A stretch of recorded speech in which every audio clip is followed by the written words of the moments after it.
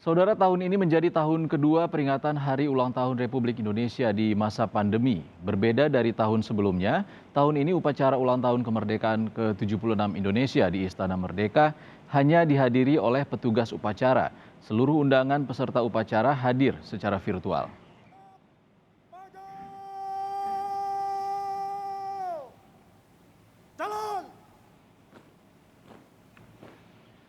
Upacara pengibaran bendera pusaka tahun ini diikuti oleh 40.000 undangan upacara virtual. Presiden Joko Widodo yang hari ini mengenakan busana adat Lampung bertindak sebagai inspektur upacara, didampingi Wakil Presiden Ma'ruf Amin yang mengenakan busana adat Sunda. Dalam prosesi upacara, Ketua DPR Puan Maharani juga hadir membacakan teks proklamasi.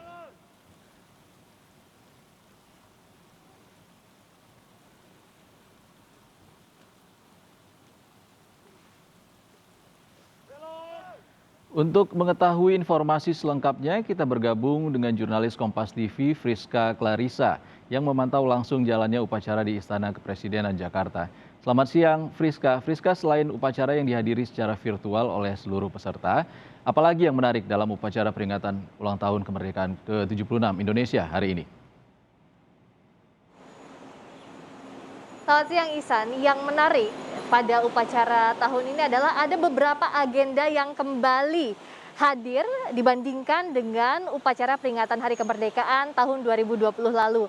Antara lain pasukan pengibar bendera pusaka Paskibraka yang bertugas pada tahun ini kembali lengkap 68 orang. Kalau tahun lalu hanya 3 orang karena memang kondisinya masih awal pandemi, saat ini sudah bisa divaksinasi sehingga yang bertugas bisa kembali full formasi 68 pengibar bendera pusaka.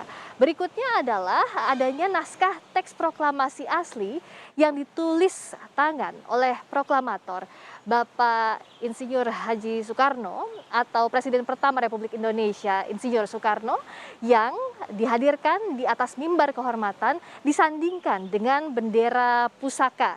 Karena kalau yang dikibarkan pada upacara peringatan detik-detik proklamasi ini menjadi salah satu fakta menariknya adalah bendera negara Sang Merah Putih dalam beberapa tahun terakhir. Kenapa bendera pusaka ini tidak dikibarkan? Karena memang faktor usia yang dijaga betul keasliannya sehingga yang dikibarkan adalah bendera Sang Merah Putih. Selain itu juga yang menarik adalah kembalinya atraksi Flypass pada upacara peringatan detik-detik proklamasi Hari Ulang Tahun ke-76 Republik Indonesia. Flypass ini dilakukan oleh 8 pesawat tempur TNI Angkatan Udara, tepatnya pesawat tempur F-16 Fighting Falcon yang dilakukan dari ketinggian 1.000 kaki dengan formasi arrowhead yang tadi melintas di atas Istana Merdeka Jakarta.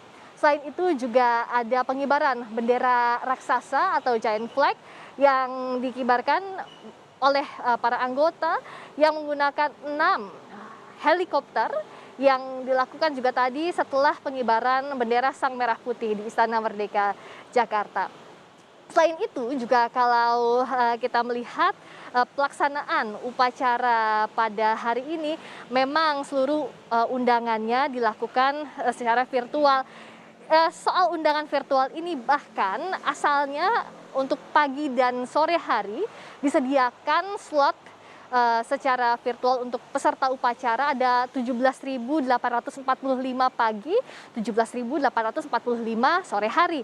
Namun saking antusiasnya warga untuk mendaftar sehingga ditambah kapasitasnya menjadi 45.000 lebih peserta upacara virtual hari ini dari berbagai daerah bahkan di dalam dan luar negeri.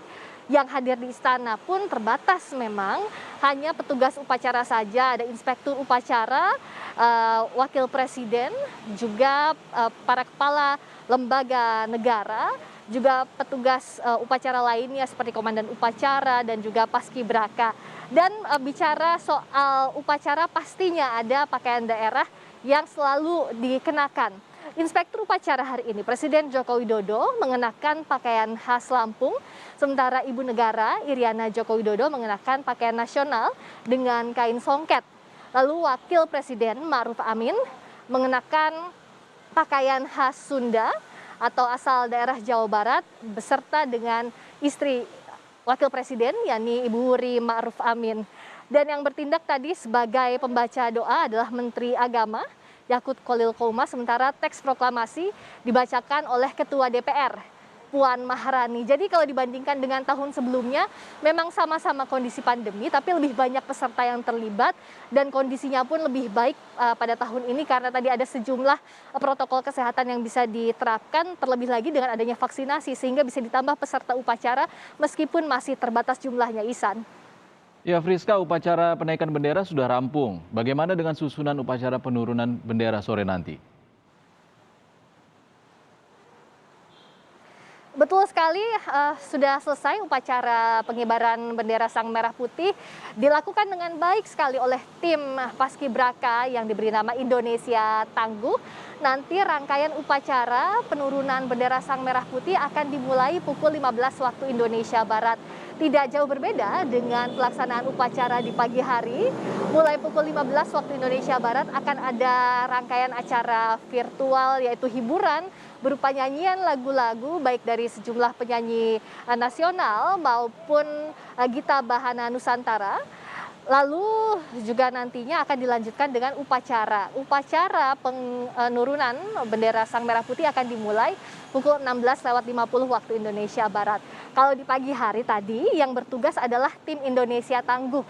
Biasanya nama pasukan pengibar bendera pusaka ini merupakan satu kesatuan nama. Misalnya tahun-tahun sebelumnya apabila tim pagi hari bernama tim merah, berikutnya adalah tim putih. Nah, kalau Indonesia Tangguh ini kan bagian dari tema Hari Ulang Tahun ke-76 Republik Indonesia, yakni kesatuannya adalah Indonesia Tangguh, Indonesia Tumbuh. Bisa jadi nanti nama pasukan pengibar bendera pusaka atau Paskibraka yang akan bertugas sore hari dinamakan tim Indonesia Tumbuh. Kita akan tunggu apakah ini seperti yang tahun-tahun sebelumnya bahwa satu kesatuan nama Indonesia Tangguh, Indonesia Tumbuh. Berikutnya juga yang dinantikan siapa-siapa saja yang didaulat untuk menjadi bagian dari Paskibraka yang bertugas pada sore hari. Baik itu yang bertugas untuk membawakan baki bendera merah putih atau pembawa bendera merah putih, juga pembentang bendera merah putih, pengibar bendera putih, komandan pasukan Paskibraka. Kita masih nantikan nama-namanya yang akan diumumkan sore hari nanti. Memang yang bertugas ini seluruh anggota Paskibraka, 68 anggotanya harus siap jikalau bertugas.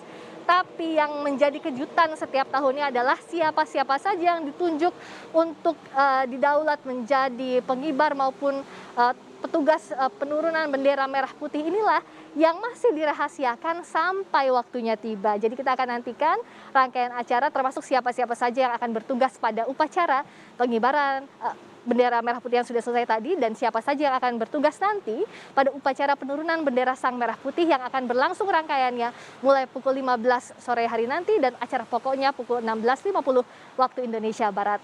Dari Istana Kepresidenan Jakarta, saya Friska Clarissa mengembalikan ke Anda, Ihsan di studio.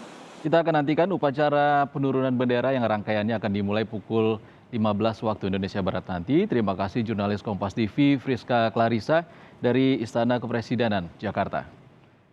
Saudara, upacara peringatan Hari Kemerdekaan